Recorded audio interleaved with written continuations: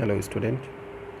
Today in coordination topic I am going to discuss with you the concept and importance of coordination.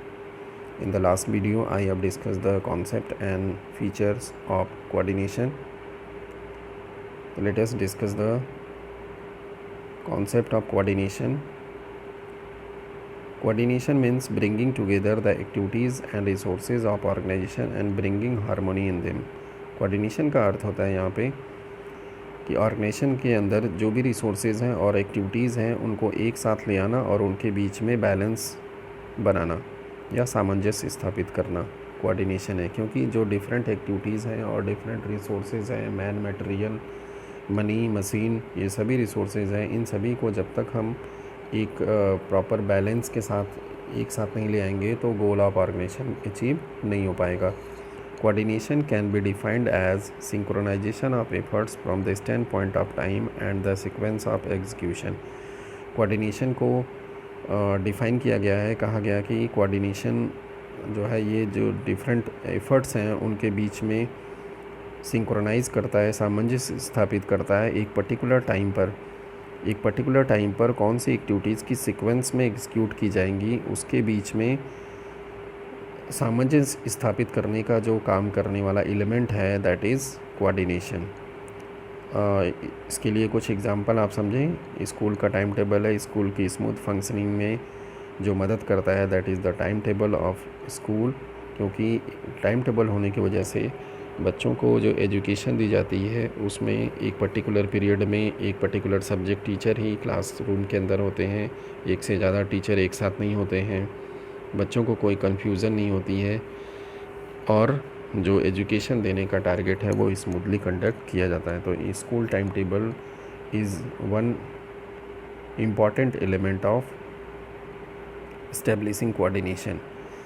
इसी तरह working of school examination, school में जो examination जब conduct किया जाता है तो उस समय भी आप देखें तो यहाँ पे कोऑर्डिनेशन की मदद से ही डिफरेंट सब्जेक्ट के एग्ज़ामिनेशन को आसानी से कंडक्ट कराया जाता है। बिजनेस ऑर्गेनाइजेशन में देखें तो working of different departments in business organisation, एक बिजनेस ऑर्गेनाइजेशन में different department just like purchase department, production department, finance department, marketing department, HR department काम करते हैं। इन सभी डिपार्टमेंट की एक्टिविटीज़ को एक साथ सिंक्रोनाइज़ किया जाता है और साथ में रिसोर्सेज को प्रॉपर तरीके से यूज़ करते हुए गोल को अचीव किया जाता है और वर्क के अंदर इफ़ेक्टिवनेस एंड एफिशिएंसी दोनों को लाया जाता है।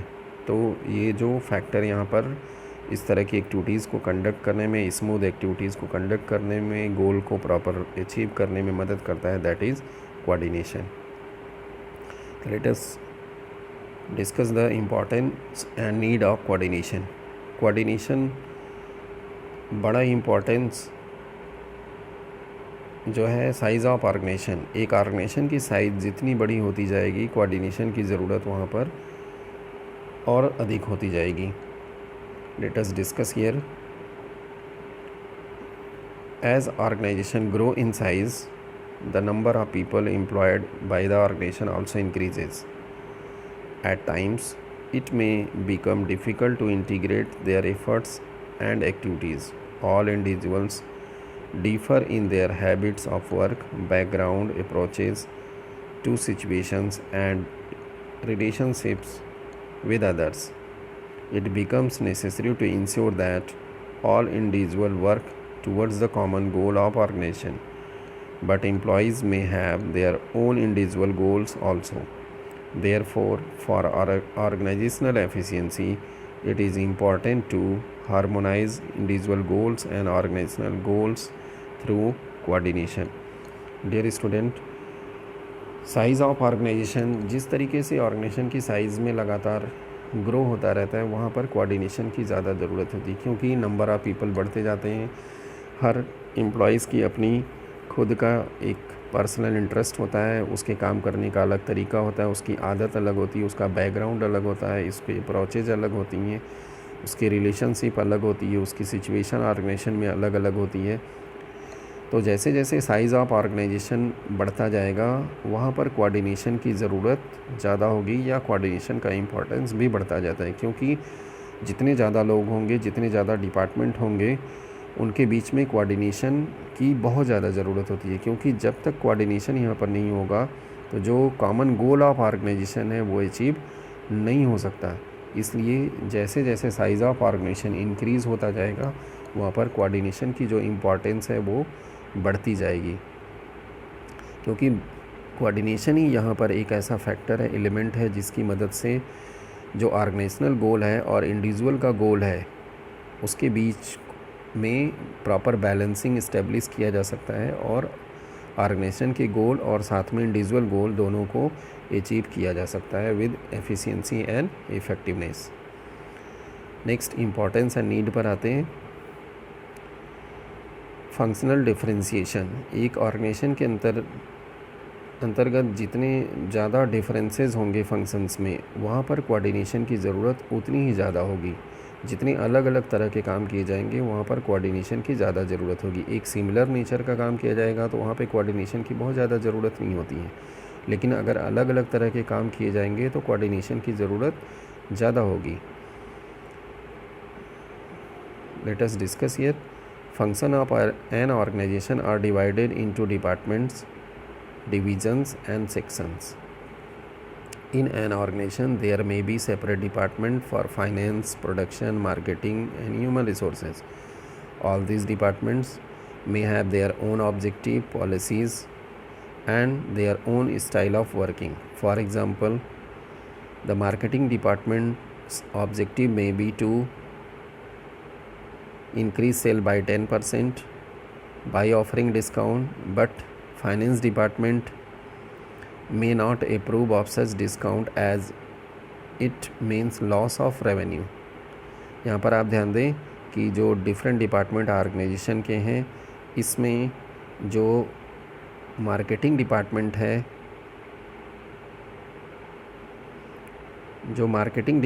है वो ये चाहता है कि सेल को इंक्रीज़ किया जाए और यहाँ पर 10% डिस्काउंट को ऑफ़र दे दिया जाए ताकि सेल इंक्रीज़ हो जाए। लेकिन यहाँ फाइनेंस डिपार्टमेंट है, दूसरी तरफ वो कहता है कि नहीं, इस तरह का डिस्काउंट नहीं दिया जाएगा, उसको ये प्रूव नहीं करता है। और इसके पीछे जो लॉजिक है फाइनेंस डिपार्टमेंट का कि यहाँ पर डिस्काउंट देने की वजह से लॉस ऑफ रेवेन्यू होगा। तो यहाँ पर आप ध्यान दें कि दोनों डिपार्टमेंट के अलग अलग फंक्शन होने की वजह से जो दोनों का मोटिव है, जो ऑब्जेक्टिव है, वो दोनों अलग अलग हैं और दोनों एक दूसरे के विपरीत यहाँ पर काम कर रहे हैं। इससे क्या होगा कि ऑर्गेनाइजेशन का गोल अचीव नहीं होगा। तो this kind of conflict arises in organisation because each unit department is performing activities in isolation from others and the barriers between departments are becoming more rigid. इसका अर्थ यहाँ पर ये है कि जो इस तरह के जो कन्फ्लिक्ट्स हैं उसका जो रीज़न यही है कि हर डिपार्टमेंट अपना डिफरेंट एक्टिविटीज़ परफॉर्म कर रहा है और इसकी वजह से इनके बीच में जो कन्फ्लिक्ट एराइज हो रहे हैं और इस तरह के बैरियर होने की वजह से ऑर्गेनाइजेशन में जो गोल अचीव करना है वो बहुत ही कठिन हो जाता है। However all departments and individuals are interdependent and they have to depend on each other. जबकि ये देखा जाए कि हर इंडिविजुअल डिपार्टमेंट जो है वो एक दूसरे के ऊपर इंटरडिपेंडेंट है, न कि आइसोलेशन में है। एक की एक्टिविटीज़ दूसरे को अफेक्ट करती है, तो इसलिए यहाँ पर इनके बीच में कोऑर्डिनेशन की ज़रूरत बहुत ज़्यादा होती है। यहाँ पर कोऑर्डिनेशन का जो इम्पोर्टेंस है वो बहुत ही बढ़ जाता है, क्योंकि जब तक इनके बीच में एक प्रॉपर बैलेंसिंग नहीं होगा, एक सामंजस्य नहीं होगा, तब तक ऑर्गेनाइजेशन का गोल अचीव नहीं होगा। The activities of each department needs to be focused on attainment of common organisational goal. अब यहाँ पे जो कन्फ्लिक्ट हो रहा था मार्केटिंग डिपार्टमेंट और फाइनेंस डिपार्टमेंट में, इन दोनों डिपार्टमेंट को मैनेजमेंट को समझाने की ज़रूरत है कि आपका फोकस जो है वो ऑर्गेनाइजेशन के जो कॉमन गोल है उसकी अचीवमेंट की तरफ होना चाहिए, न कि आपके इंडिविजुअल गोल की तरफ। क्योंकि जब कॉमन गोल की तरफ वो फोकस्ड होंगे तो definitely they will cooperate with each other, और जैसे ही कोऑपरेशन एक दूसरे के साथ करना शुरू करेंगे कोऑर्डिनेशन ऑटोमेटिकली इस्टेब्लिश हो जाएगा। The process of linking the activities of various department is accomplished by coordination. अब यहाँ पर एक डिपार्टमेंट को दूसरे डिपार्टमेंट के साथ लिंक करने का जो काम करने वाला जो फैक्टर है दैट इज़ कोऑर्डिनेशन। तो जैसा हमने आपको बताया कि ऑर्गेनाइजेशन में जितने ज़्यादा फंक्शनल डिफरेंसेस होंगे वहाँ पर कोऑर्डिनेशन की ज़रूरत बहुत ज़्यादा होगी, इसलिए कोऑर्डिनेशन यहाँ पर बहुत ही आवश्यक है। नेक्स्ट इम्पॉर्टेंस आता है स्पेशलाइजेशन। ऑर्गेनाइजेशन में आजकल ज़्यादातर देखा जाता है बड़े बड़े ऑर्गेनाइजेशन में कि some expert person are appointed to provide expertise knowledge and advices to the employees. और यहाँ पर एम्प्लॉयज़ और सबॉर्डिनेट एक्सपर्ट्स के बीच में जो है वो कन्फ्लिक्ट होने के चांसेस बढ़ जाते हैं, इसलिए यहाँ पर कोऑर्डिनेशन की ज़रूरत बहुत ज़्यादा हो जाती है ताकि एम्प्लॉयज़ और एक्सपर्ट स्पेशलिस्ट जो पर्सन है उनके बीच में किसी भी तरह के कन्फ्लिक्ट ना हो। Let us see here, modern organisation are characterized by a high degree of specialization. Specialization arises out of the complexities of modern technology and the diversity of tasks to be performed. Organizations therefore need to employ a number of specialists. Specialists usually think that they only are qualified to evaluate, judge and decide according to their professional criteria. They do not take advice or suggestions from others in matter pertaining to their area of specialization. This often leads to conflict amongst different specialists as well as others in the organization. जैसा हमने बताया कि organisation में जो है वो expert को appoint किया जाता है, और जब एक्सपर्ट की अपॉइंटमेंट हो जाती है तो एम्प्लॉयज़ जो होते हैं और एक्सपर्ट जो होते हैं, जिनको हम यहाँ पे स्पेशलिस्ट कह रहे हैं, तो ये एक्सपर्ट के बीच में कन्फ्लिक्ट होने के चांसेस बढ़ जाते हैं, क्योंकि जो एक्सपर्ट पर्सन है वो ये समझता है कि वो जिस फील्ड का एक्सपर्ट है, जो उसका प्रोफेशनल एरिया है, उसमें जो डिसीज़न वो देगा वही डिसीज़न एक्सेप्टेबल होगा और वही सबको मानना पड़ेगा। यहाँ पर एम्प्लॉयज़ कभी कभी इस तरह के एडवाइसेस को नहीं मानते हैं, जिसका रिज़ल्ट ये होता है कि इन लोगों के बीच में कन्फ्लिक्ट एराइज हो जाते हैं। तो इस तरह की सिचुएशन ना क्रिएट हो, इसलिए यहाँ पर कोऑर्डिनेशन की ज़रूरत होती है, ताकि एम्प्लॉयज़ और एक्सपर्ट दोनों के बीच में एक ऐसा रिलेशनशिप क्रिएट करें ताकि दोनों एक दूसरे की बात को एक्सेप्ट करें और एक साथ मिलकर के काम करें towards the achievement of common goal. तो जैसे जैसे स्पेशलाइजेशन ऑर्गेनाइजेशन में बढ़ता जाएगा, वहाँ पर कोऑर्डिनेशन की ज़रूरत बढ़ती जाएगी। तो these are the importance of coordination in an organisation. Next, इसके ऊपर किस तरह के क्वेश्चन पूछे जा सकते हैं। Now see the question, name the process by which a manager synchronises the activities of different department. यहाँ पे जैसा हमने डिस्कस किया आपसे कि जो एक्टिविटीज़ है या जो एलिमेंट है जिसके थ्रू डिफरेंट एक्टिविटीज़ में सिंक्रोनाइजेशन लाया जाता है, दैट इज़ कॉल्ड कोऑर्डिनेशन। दूसरा एक क्वेश्चन आता है,